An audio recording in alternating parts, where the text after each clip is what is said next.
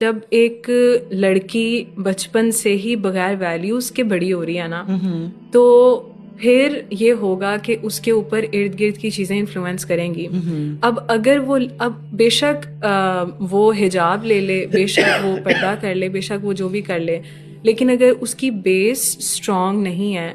تو ضرور اس کے اوپر ارد گرد کی چیزیں افیکٹ کریں گی. اگر آپ ہسٹری دیکھ لو, صحابہ کرام رضی اللہ عنہم اجمعین, رسول صلی اللہ علیہ وسلم اور جتنے بھی ہمارے انبیاء گزرے ہیں, کس کے اوپر مشکلات نہیں ہیں؟ سب پہ آئی ہیں, سب نے چیلنجز فیس کیے ہیں. تو جب بھی کوئی اسلام کی طرف آتا ہے, ہمارا نا یہ ایک ڈیلیما بلٹ ہوا تھا, اب نہیں ہے, تھا کہ آپ اسلام کی طرف آؤ گے تو everything will be colourful, سب کچھ اچھا ہو جائے گا. But when you come, like آپ صحیح اسلام میں آتے ہو تو آپ کو اللہ تعالیٰ نے کبھی بھی یہ وعدہ نہیں کیا کہ تمہیں چیلنجز نہیں آئیں گے. الٹا اللہ تعالیٰ نے قرآن میں سورہ بقرہ میں فرمایا ہے کہ کیا تمہیں لگتا ہے, یعنی مفہوم بتا رہی ہوں, کہ کیا تمہیں لگتا ہے کہ تمہیں جنت میں ایسے ہی داخل کر دیا جائے گا کہ ابھی تو تمہارے اوپر وہ مشکلات ہی نہیں آئی جو ہلا ہی نہیں گئے. ہاں, تو یہ ایک چیز ہے کہ میں کہتی ہوں وہ لڑکیوں کے, چاہے وہ لڑکے ہیں چاہے وہ لڑکیاں ہیں, ان کے ساتھ مشکلات اس لیے آتی ہیں کیونکہ وہ ہونی ہیں, مشکلات آنی ہیں.